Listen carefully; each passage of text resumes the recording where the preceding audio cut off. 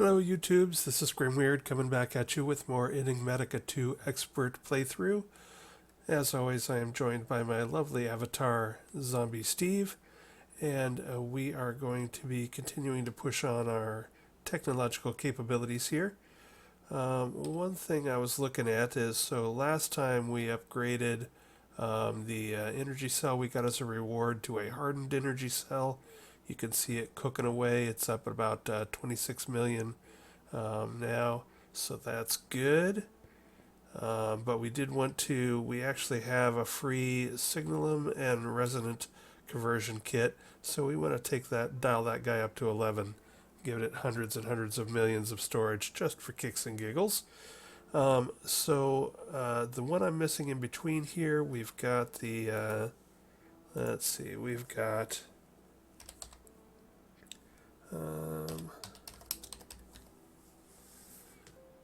hardened on there now, so we went from basic to hardened.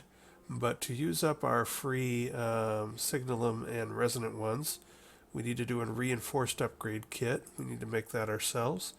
That's going to take some fused quartz and some electrum and silver gear. But real quickly though, I think fused quartz can be a bit of a pain in the butt. And we could have used some hardened glass or etc. But don't have an induction smelter yet. I think I'm going to need fused quartz for some other things, so I went ahead and if we look at fused quartz, alloy smelter, I don't think we can quite make that yet. We need to delve into Ender.io to get that. But the alloy furnace was actually one of the next steps on our quest tree for Nuclearcraft, so I decided to go ahead and make this bad boy. The alloy furnace is actually sort of nice, so I have made that and thrown that in here for now. And I also went ahead and made some speed upgrades and energy upgrades for it, and it sort of hauls ass, so that is cool. If we take a look at what it'll do, I'll make one more of these. So if we make,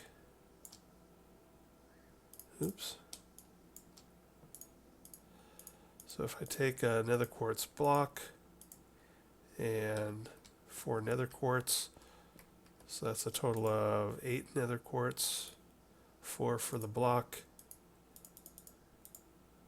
and 4 here, then boom, it makes fused quartz.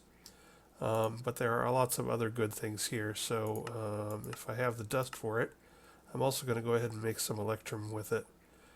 So this is going to be much faster than moving things through the smeltery, where you have to mine them down and do all that garbage. Mine them down, melt them, pour them back out. So let's go ahead and look for, what do I need for that?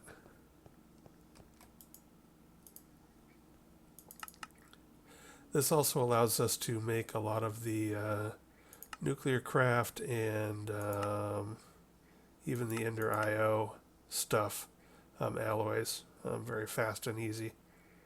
So I think this machine's going to be a good addition to our capabilities.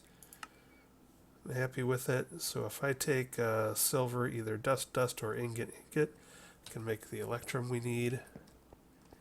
And we need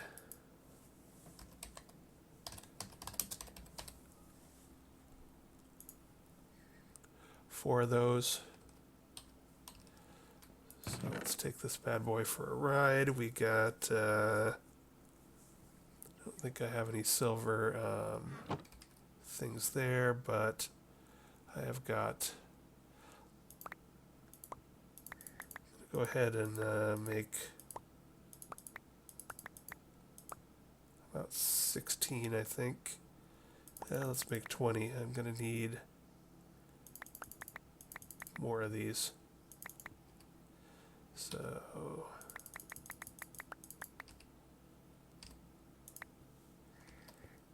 let's try this bad boy out. So the Nuclearcraft Alloy Furnace, we are making electrum. Whoa, look at it go. That's with 3. Let me check the energy we got going on here. We are putting a little bit of a dent in our MV capacitor, but it's holding up quite nicely. So I did put 3 speed upgrades, which makes the power consumption a lot higher, but also 3 energy upgrades to sort of keep that in check. And so now we have tons of electrum. We're going to make a silver gear real quick.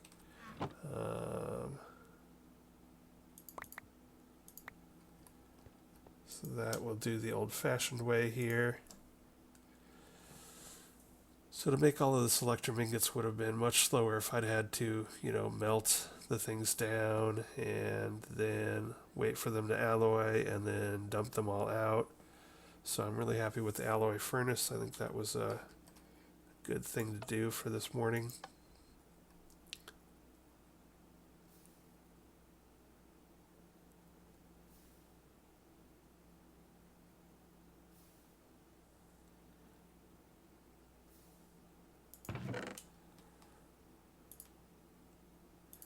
That would be aluminum. There's our silver. So we need a silver gear. Swap that in. Throw those in. It's 4 ingots per gear. Make sure I put my plate back.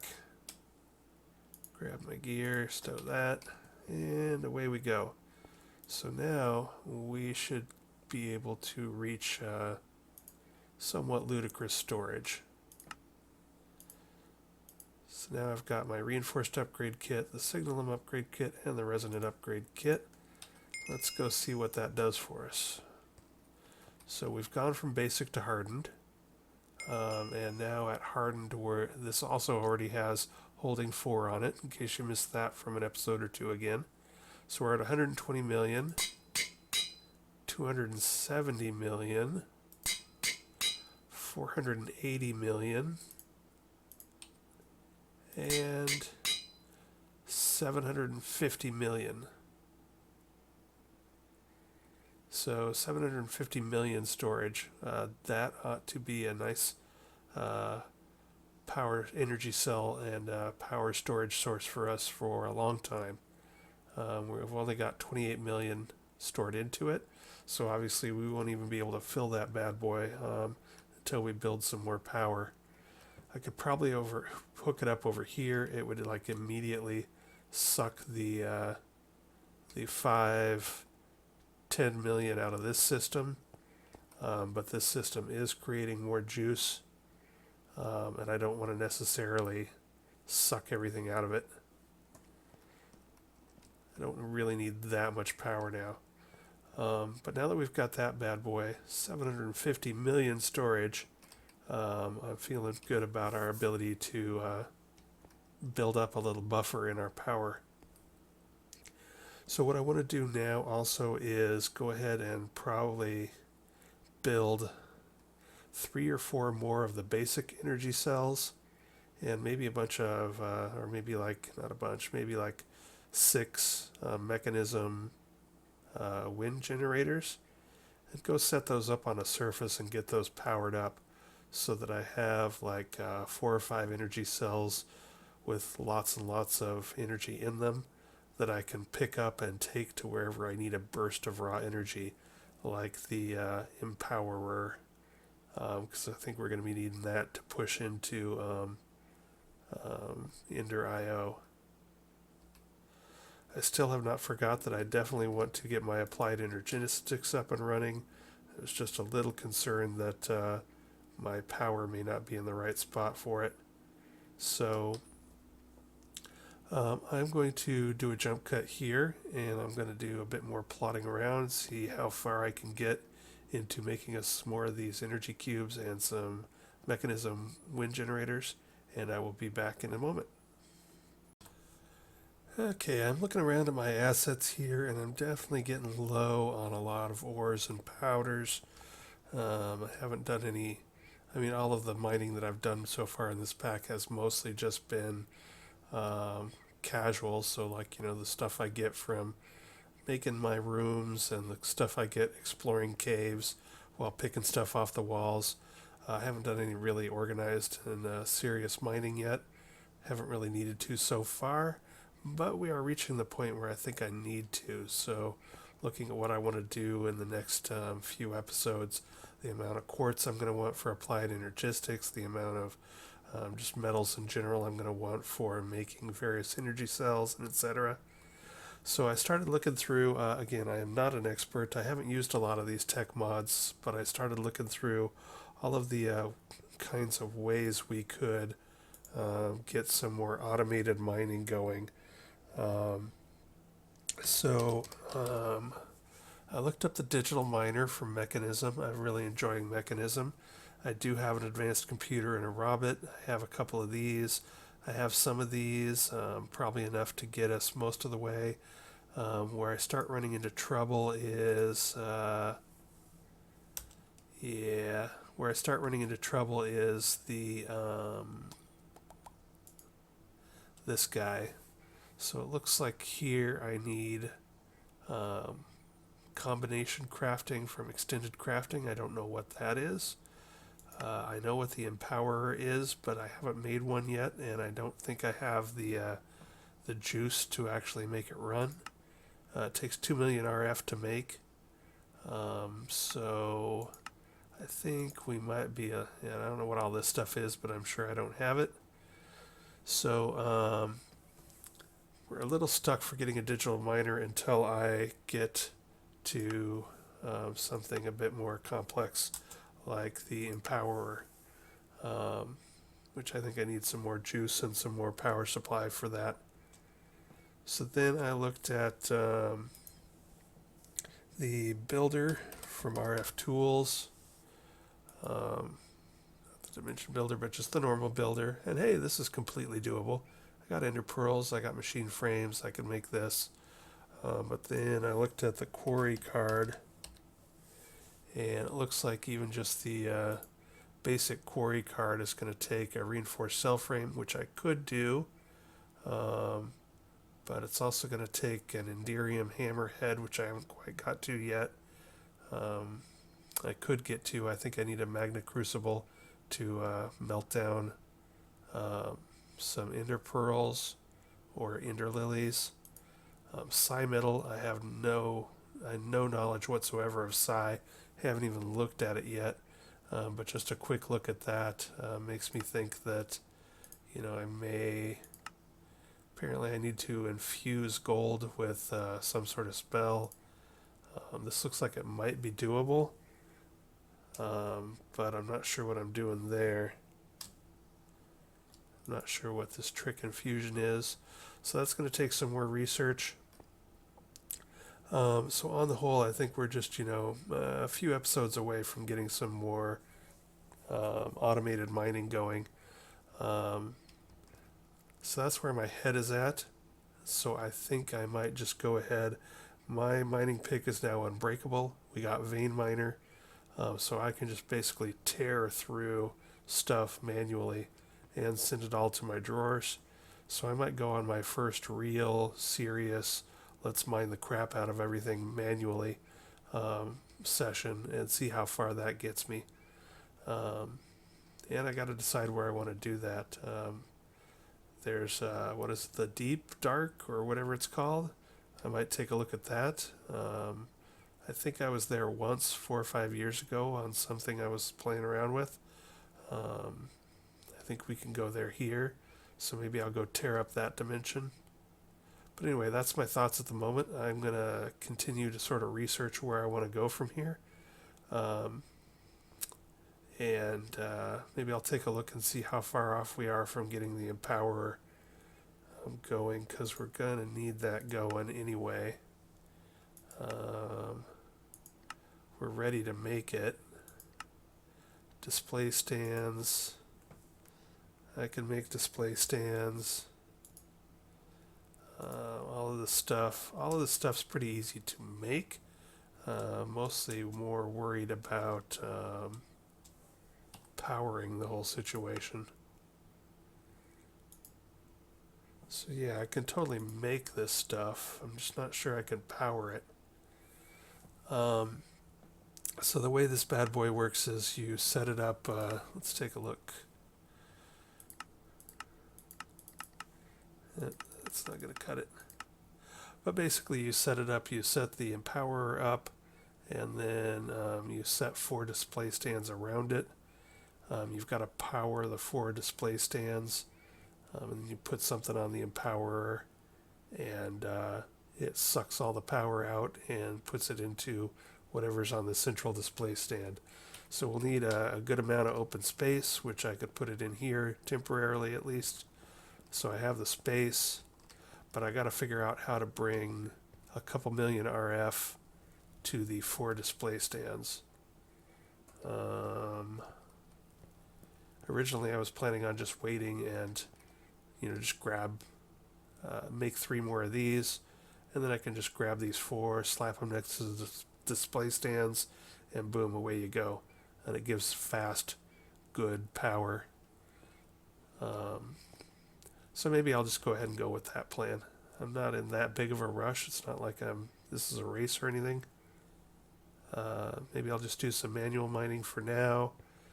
Make a bunch, or make at least 3 more energy cells, and then move on to the empower and do a manual or do a digital miner, or something like that in the near future. All right, I've talked myself into that. There is no hurry here. I am not on a clock. The experts watching this are like saying, dude, you're going too slow. You need to advance faster. You need to do things better. You need to automate more. And they're probably right. And in the future, I'm sure I will have a much more experience at all this and be getting through this much quicker. But for now, I think I'm going to pause this video, take a check on the runtime for this episode, and then go figure out where I want to mine. And then I'm just going to vein mine the crap out of stuff with my legendary slime pickaxe that is now unbreakable. And I will be back shortly. Alright, I have investigated a lot of auto mining opportunities that we might or might not have. I investigated going to the deep dark, making a deep dark portal. Bottom line is I'm not far along technologically and power and capabilities as I had hoped. So what I've done is we have a large ravine that goes all the way down near bedrock south of the base, and we have our Astral Sorcery Cave Illuminator up above it. As you can see, lights sprouting up from this area I just vein mined. These yellow lights lighting things up. And so what I did is I just ran over here. I've cherry picked some stuff out of the walls. We've also got some dungeons up above. But yeah, so I'm just going to go ahead and do some more manual mining. It goes pretty darn fast with when you don't have to worry about torches because of the cave illuminator, and you don't have to worry about really making any kinds of shafts or anything because you can just vein mine the crap out of stuff, like say this.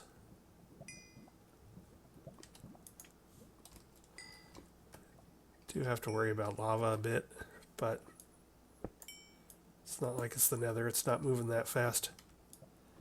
So I can just do this kind of stuff and go up there and get that. It'll give me a chance to eat up some of this food that I've been accumulating. But this will be a quick enough way to at least bootstrap me into getting a bit further along until I can get some automatic mining going.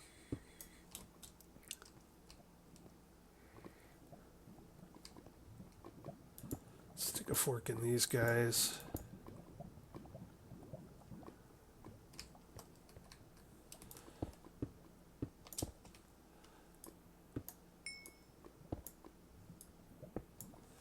So yeah, we're getting some decent ore here. I'm going to just keep sort of pushing the vein mine out here a bit.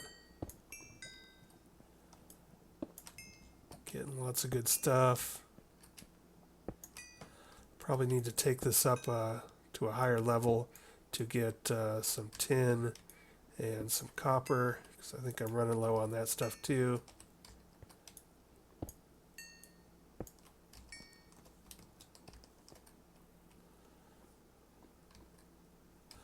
But yeah, just wanted to show you the joys of an unbreakable pick and vein miner. And the cave illuminator. As we can see, little yellow lights sprouting up as I do this.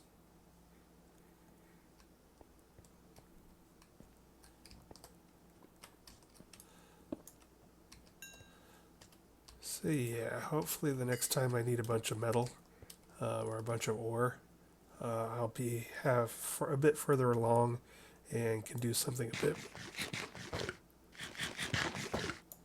pardon me while I eat, a bit more technologically advanced here. But already this is so much faster and easier than the vanilla that I grew up on, that this doesn't seem bad to me. People who are really actually experts at modded Minecraft are probably going, dude, this is painful to watch. Get automated. But you know, what can I say? I'm doing what I do.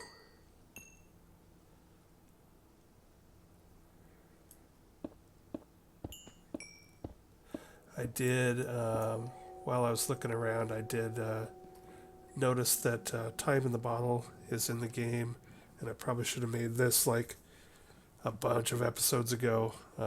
So I did make a time in the bottle. It basically what it does is it takes some gold. So it takes, several gold, a couple diamonds. So it's not too hard to make. You can make that pretty easy. And basically, while it sits in your inventory, you can see it counting up. I got 24 minutes on it already. But as it counts up, it basically charges up time. And then later, once you have a bunch on there, you can right-click it onto tools or something and speed those up. So it basically accelerates things, uses that saved time to accelerate stuff.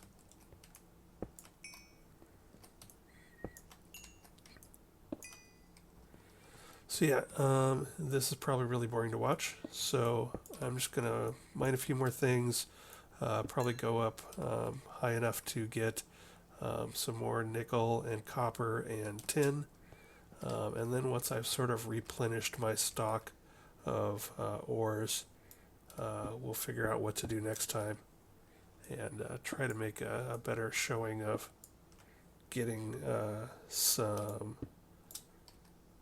of this rolling in a more high-tech manner in the future. When I do have I love the fact that I have my excavator hooked up to my drawers now with some Osco glass on there, so we can use it for global traveler. So it's sending the dirt. It's sending the dirt I just excavated to my storage drawers. That's nice.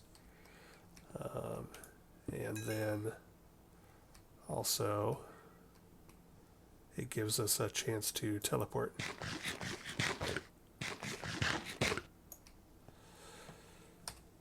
So I have my cattle ranch hooked up to my excavator, so I can teleport out here. Since I'm out here, let's take a look at this, see how it's doing. I have 21 point something buckets of pink slime and 21 point something buckets of that. These are empty. Probably out of food. Yeah, I'm out of food. So this isn't really doing anything at the moment. But now when I need pink slime, I can come take it out of the drum. Put it out in the world, let the pink slime spawn, and get more of that. So this is all going good. This does remind me that I've only got a couple of the flux infused pieces that I want, so I really should try and set up a monster farm out here, maybe two, and try and get a flux infused helmet and chest and start enchanting those. So that's something I could work on that is not going to take vast amounts of ore or power. So if we teleport back to our base, we're still collecting stuff there. We got 43 million in that energy cell that can hold 750 million. I love that.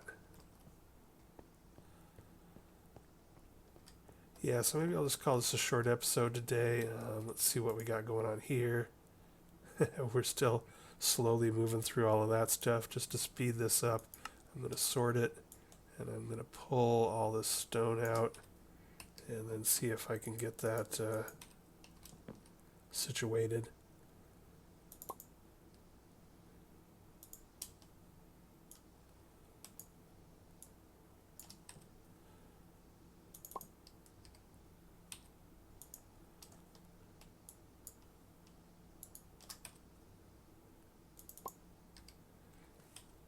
Alrighty. So that just leaves that stuff to chunk through, but it looks like we got a good deal of stuff going on here with our ore doubling. That's going to be a decent amount to get moving. I should probably get some more copper and nickel and aluminum and tin going. So I'm going to have to basically do what I just did, but do it up in the like 35 y equals 35 to 60 area to try and get some more of the higher spawning ores feeding in here. And what else? I think that's probably going to about cover it for today. Sort of a boring episode, but there's lots of stuff for me to figure out since I'm not really an expert. So there's lots of stuff for me to figure out about how to get stuff and how to get enough ore and how to automate getting enough ore and how to get enough power and how to deliver power to where I want it. So I got lots of things to figure out. So this episode, I spent, maybe 20-30 minutes wandering around here showing you guys some mining and etc. But I also spent like an hour or two Googling things and looking around the internet and trying to figure out our automatic mining options and etc. Once I got all that figured out and once I got power figured out, we'll start to get some more stuff accomplished. While I'm wandering around my base, I continue to build up our latex supply. So we've got a decent amount of tiny dry rubber, which we can turn into rubber, which we can bake into plastic. So we got that moving along. So I throw another log on our tree fluid extractor every once in a while when I notice it's gone. What else could we do? Maybe I'll just go back to my original plan of making a couple more of these and making some mechanism windmills upstairs to get them charged up. And then we can push on to an empowerer and then push on to a digital miner. Maybe that's what I need to do. Yep, I think that's what I need to do. So we will continue on in that next episode. Bye. Okay, not quite the end of the episode. I just did did some more Googling, did some more looking around, and realized that now with RFTools open, we can make the energy cells that will transfer energy wirelessly between linked cells. So I'd never used that before. Again, I am no expert, so a lot of this stuff is new to me. But I went ahead and made 2 simple power cells. So what I've got is I've got these now linked. So this is linked to ID 1, and this is linked to ID 1. And so now these two are basically acting as one storage. So at the moment, since I've got everything hooked up the way I do, this energy cell is now sucking power out of not only the plutonium RTG, but it's now sucking it by way of this. You can see this capacitor is now basically empty. It's now sucking it out of all of my thermoelectric generators. So I've got all my power, thanks to how these are input and output, going straight into this energy cell. So it's up to like 58.7 million. And this was just me playing around with this because I'd never actually used these before. Now that I have seen them and know what I'm looking for or looking at, I like them. I think I'm going to make, those are the simple ones. I think I want to make a few more of these, and I think instead of the simple power cells, which hold 50 million, I want to make, wait a second, that hold 5 million. I want to make a few of the power cells that hold 10 million. The reason I didn't at first is because I used prismarine and I didn't have any, and I didn't want to break a bunch of sea lanterns to do it. But then I remembered, hey, I'm actually getting some capabilities here. So I clicked on that and realized, oh, I have an atomic reconstructor. I can just make prismarine out of Nuclearcraft. So that's easy peasy. So we'll just do that, hit the button, and doink. So now we have prismarine. I'm going to go ahead and make upgrades and upgrade these simple guys to the normal power cells. So the reason I paused there is that the tooltip here says they hold 5 million. Oh, I get it. So I was momentarily confused, but the reason, so these hold 5 million each, but I've got two of them linked together, and that's why it says the total energy is out of 10 million. So that's pretty cool. I'd never used these before, but for a wireless mode of getting power moved around your base, these are super handy and not too horrible to do. Some diamonds. Basically the hardest part, probably the gating item, would be the pink slime from Industrial Foregoing. So if I ever do another playthrough of this, I'll know that as soon as I get pink slime, I can do these power cells. So that's cool. I'm going to upgrade these two that I got, and I might make a couple more. And now that will give me a good option for if I make a bunch of mechanism windmills and put them upstairs for getting power around. There is some distance loss, but I think it caps at 10%. So, if I put several mechanism windmills upstairs, that's still, losing 10% isn't going to kill me. So that makes me feel a lot more confident about my power situation and getting power around the base. And with that in the bank, I will then be able to now move on to thinking about what I want to tackle next. More mining, or more energy storage, or more finally getting applied energistics up and running. I think one of the problems is I tend to think I want to do it all. So I've been, pausing from getting applied energistics going because I take a look at the resources it's going to make to, make a big old system, a system that will hold everything all at once.